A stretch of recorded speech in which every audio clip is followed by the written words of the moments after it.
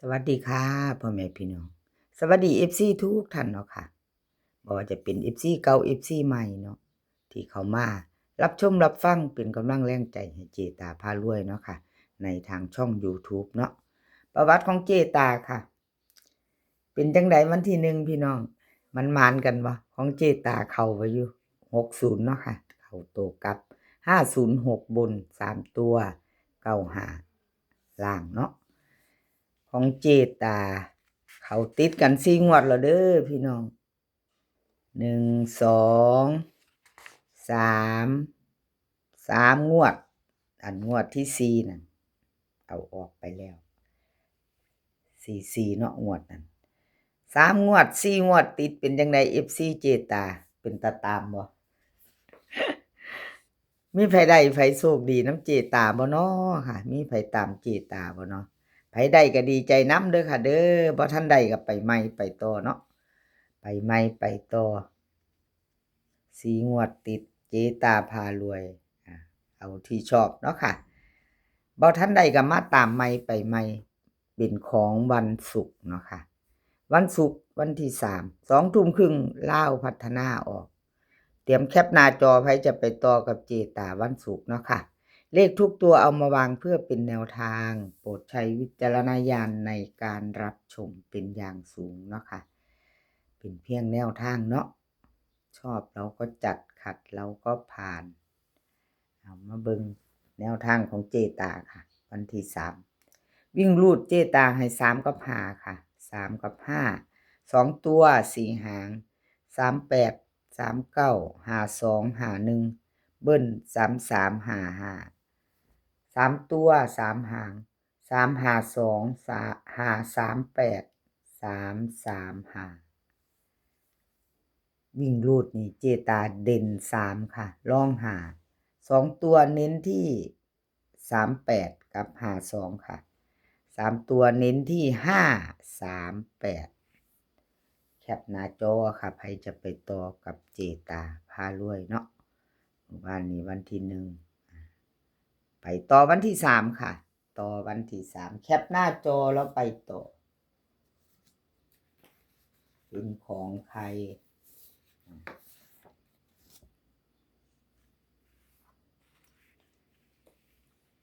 ลาวพัฒนาค่ะเลขล็อกอุดรค่ะเลขล็อกอุดรของเพิ่นก็เข้าไปอยู่ค่ะพี่น้องประวัติเพิ่นวันที่1เนาะ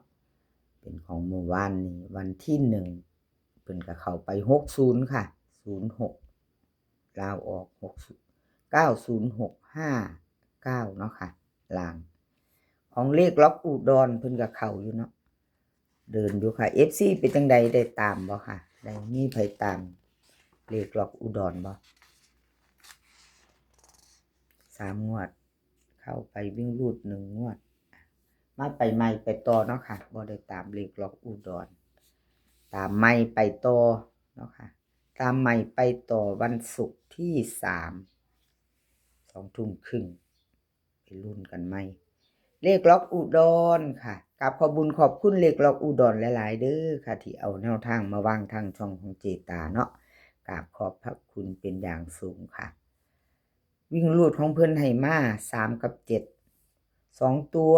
4หางค่ะ36 35 72 71ค่ะเบิ้ล33 77 3ตัว3หาง371 735 373วิ่งรูดค่ะเพิ่นเด่น3เด่น3กับ7พอกันเนาะค่ะ35กับ71ค่ะ2ตัว2หางเพิ่นให้มา3ตัวเน้นที่2หางค่ะ371 735เอาแคปหน้าจอค่ะใครจะไปต่อกับเลขล็อกอุดรเนาะแคปหน้าจอเอาไว้พิจารณากันเนาะค่ะชอบของผู้ใดก็จัดของผู้นั้นลาวพัฒนา FC เลขล็อกอุดรจับตามองอะไรก็เกิดขึ้นได้เนาะค่ะเลขทุกตัวเอามาวางเพื่อเป็นแนวทางค่ะโปรดใช้วิจารณญาณในการรับชมรับฟังเป็นแนวทางเนาะค่ะผ่านไปค่ะชอชัยชาญนี่ 2ตัวมา1ตัวเด้อค่ะชอชัยชาญ2ตัวบ่เดินเนาะค่ะก็ขอโทษขออภัย FC แทนเพิ่นเนาะเพิ่นก็ยังบ่ทันหลุดดอกค่ะพี่น้อง2งวดวันที่29เพิ่นก็เข้าไปอยู่3งวดนี่ยังบ่ทันหลุดเนาะแต่ว่าก็เข้าไปตัววิ่งตัวรูดเนาะ29เพิ่นเข้าไป4774แล้วก็วันที่1เพิ่นก็มาเข้าอยู่ค่ะ2ตัวมา1ตัวก็ถือว่าเดินอยู่เนาะค่ะชอชัยชาญ FC ค่ะใครชอบแนวทางของชอชัยชาญก็พิจารณาเอาเตรียมแคปหน้าจอเนาะค่ะเอาไปตามต่อเบิ่งไปวันที่3วันศุกร์เนาะค่ะเบิ่งซ่อมๆไว้เนาะค่ะเบิ่งซ่อมๆไว้ถ้าชอบก็จัดเนาะค่ะขัดก็ผ่านเนาะ FC ชอชัยชาญค่ะครับขอบคุญขอบคุณหลายๆค่ะที่ให้แนวทางมาว่างทางช่องของเจตาเนาะครับขอบพระคุณเป็นอย่างสูงค่ะวิ่งรูดของเพิ่นให้มา8กับ3ค่ะ8กับ3 2ตัว4หาง8 4 8 3 3 7 3 6ค่ะเบิ้ล8 8 3 3 3ตัว3หาง8 3 7 3 8 4 8 8 3ค่ะวิ่งรูดเพิ่นร่อง8เด่น3เด้อค่ะ2หางเน้น2ตัว8 3กับ3 6ค่ะ3ตัวเน้นหางเดียว8 8 3แคปหน้าจอค่ะไปจะไปต่อกับชอชัยชาญเนาะ FC ใหม่ถ้าเขามาพึ่งเขาไม่เห็นเนาะค่ะพึ่งเขาไม่เห็นคลิปนี้ถ้าชอบยังบ่ทันกดติดตามก็ฝากกดติดตามกดไลค์กดแชร์เนาะค่ะเป็นกำลังใจให้เจตาเนาะแล้วก็อย่าลืมกดกระดิ่งแจ้งเตือนเด้อค่ะจะบ่ได้พลาดคลิปใหม่ๆของเจตาลงไปเนาะคลิปนี้เจตาจะลงคิว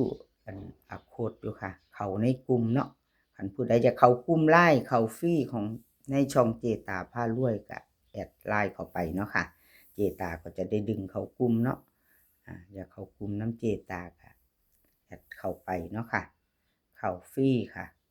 เอาแคปหน้าจอค่ะใครจะไปต่อกับชอชัยชาญแคปหน้าจอค่ะใครจะไปต่อกับเพิ่นเน้น83กับ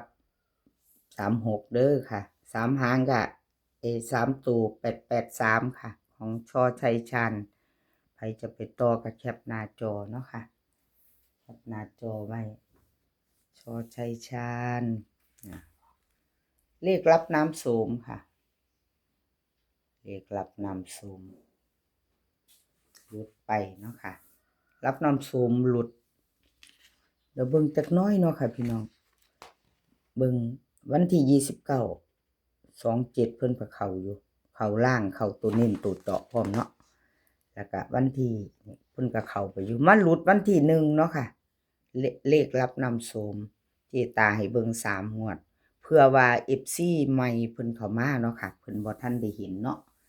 ถ้า FC เพิ่นเพิ่งผ่านเขาไม่เห็นเป็นครั้งแรกเจตาก็เลยให้เบิ่งเผื่อไว้จักหน่อยเนาะค่ะเอาไปต่อกับขอบุญขอบคุณเลขรับน้ำโสมค่ะที่ให้แนวทางมาว่างทางช่องของเจตาเนาะกราบขอบพระคุณเป็นอย่างสูงเนาะค่ะมาไปต่อไปใหม่พิจารณาใหม่วันที่3เป็นวันศุกร์เนาะค่ะลาวพัฒนาวิ่งรูดของเพิ่นให้มา5กับ9ค่ะ5กับ9 2ตัว4หาง5 6 5 7 9 3 9 2เบิ้ล5 5 9 9 3ตัว3หาง5 9 3 9 5 7 9 5 6วิ่งรูดเพิ่นเด่น5รอง9ค่ะ2ตัวเน้นที่57กับ93 3ตัวเน้น2หางค่ะ5 9 3 9 5 7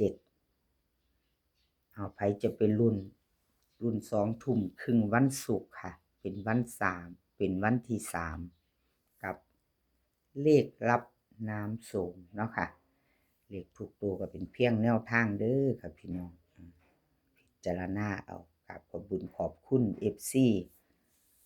ทุกท่านเนาะค่ะที่เขามาคอมเมนต์ที่เขามากดหัวใจให้มาเป็นกำลังแรงใจให้เจตาเนาะกับขอบพระคุณเป็นอย่างสูงคลิปนี้ก็ขอให้พี่น้องโชคดีวันศุกร์ค่ะกับเราพัฒนาขอให้มีความสุขสุขภาพร่างกายแข็งแรงกันทุกคนสุขภาพมากก่อนเด้อค่ะพี่น้อง